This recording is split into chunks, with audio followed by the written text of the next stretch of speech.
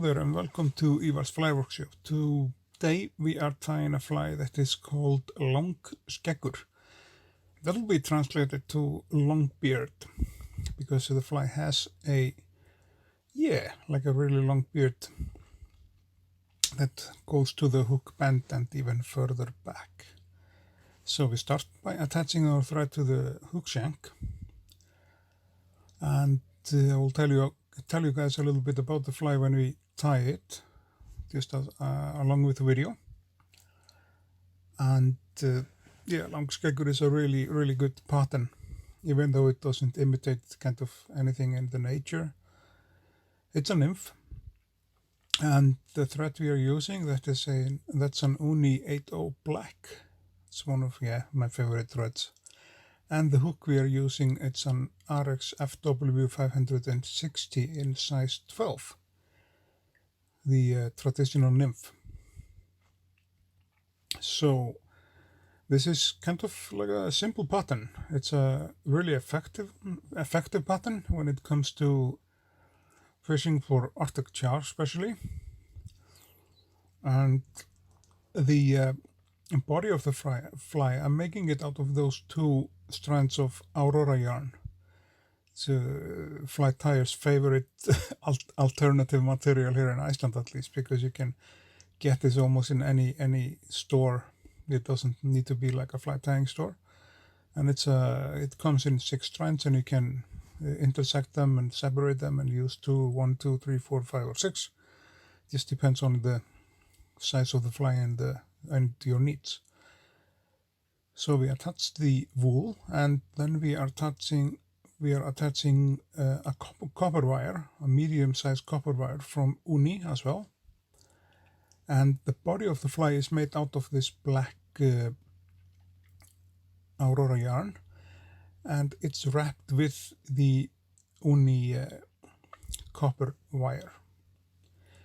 So I'm gonna tell you guys a little bit about the fly. This is a really effective fly, even though the beard of the fly is like kind of, for some people would say too long, but maybe for us it seems to be too long, but the fish for some reason likes it, so that's what decides always the end of everything. If the fish likes it, you will just tie it like that. So we stop the wool there simply to leave space for the thorax, because the thorax is a little bit thicker than the body of the fly. And the next step will be to wrap the wire around the body, and also we are speaking about 3 or 4 rounds of wire.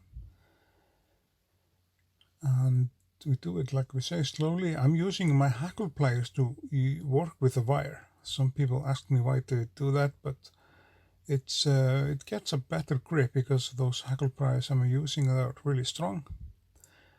And if you need like fine touches with your fingers are too thick for it, the hackle pliers are a really good option for that. You can helicopter the wire off, or you can simply cut it if you have like a truss scissors, which I have. I cut the wires off with them, but you can also helicopter the wire off. You have to make sure that the wire is definitely stuck and tied down. So you see this piece of a wire that stands out there.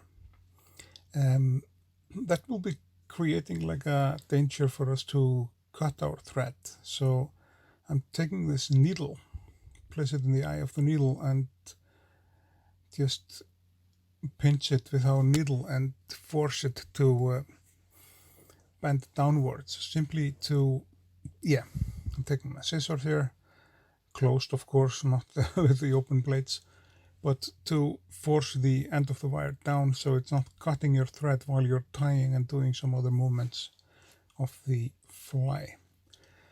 The next step is to place on the back over the thorax, and that is a brown or a dark brown floss, or you can as well use body stretch. It just depends.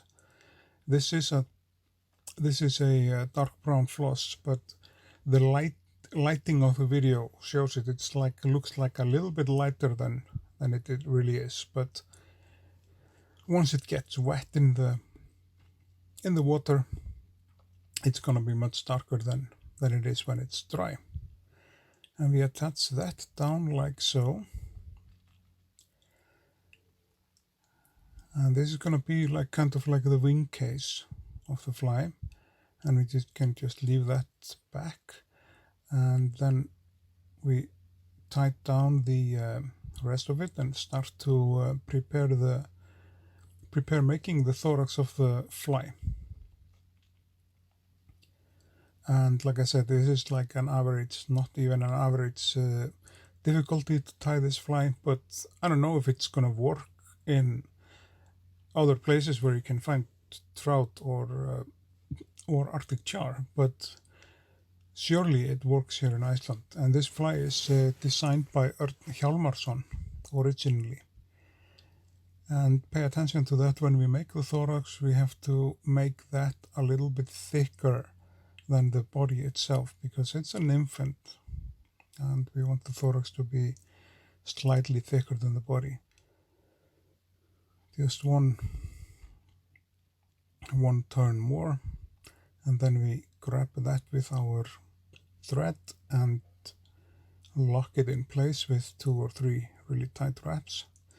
And as you maybe see, I updated my camera equipment to make the video. So basically, to be honest, what I did is simply I sent an email to Dave McPhail himself, and he replied and told me what setup he's using, and I upgraded my setup to very, very similar like his setup is. So that's why we are having like a fantastic quality of the video in 4K, and I hope you guys enjoy that. So if you like the video already, or my channel or the videos, remember to share and subscribe to the channel for us to help us to grow and create more content.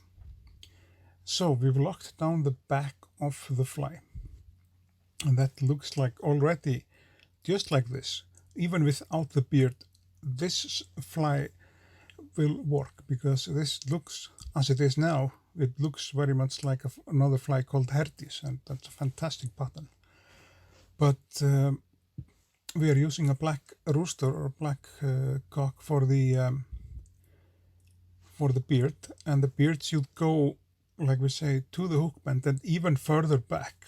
Those fibers I have just around me now are maybe, like we say, not too short, but they could be like a few millimeters longer. But it's the fly set up like this, it's gonna work for you. So we just measure it out and catch it with our thread down there, and then you can adjust this like so. A Langskeggur, that basically means a long beard. That could be like a pirate captain or somebody. Captain Longbeard, why not? A rum drinking pirate. That would be something. But the fly is almost ready. So the deal is that we have to, after we attach the beard down, we just have to create the head of the fly. Make sure it's not too big or too bulky. Then we do a couple of whip finishes on the fly, and we are good to go. The Langskeggur is just simply ready. As you see, I'm just wetting with my saliva. You see how the color of the back of the fly changes immediately as it gets wet. But then we snip off the thread and we are good to go. The only thing left is to coat the head with I'm using an UV resin, Solaris Bone Dry. Fantastic product. Love it to shape the head and form the head. So we'll just place like a little thin coat on the head and over the back of the fly to sap it with our light. And yeah, for you guys who watched the whole video, I just want to say thanks for watching, and remember to like, share, and subscribe to the channel to help us grow and be able to create more content like so. And we just have to zap it with the UV torch now, and after that I just want to say thanks for watching, and I will be seeing you guys in the next video.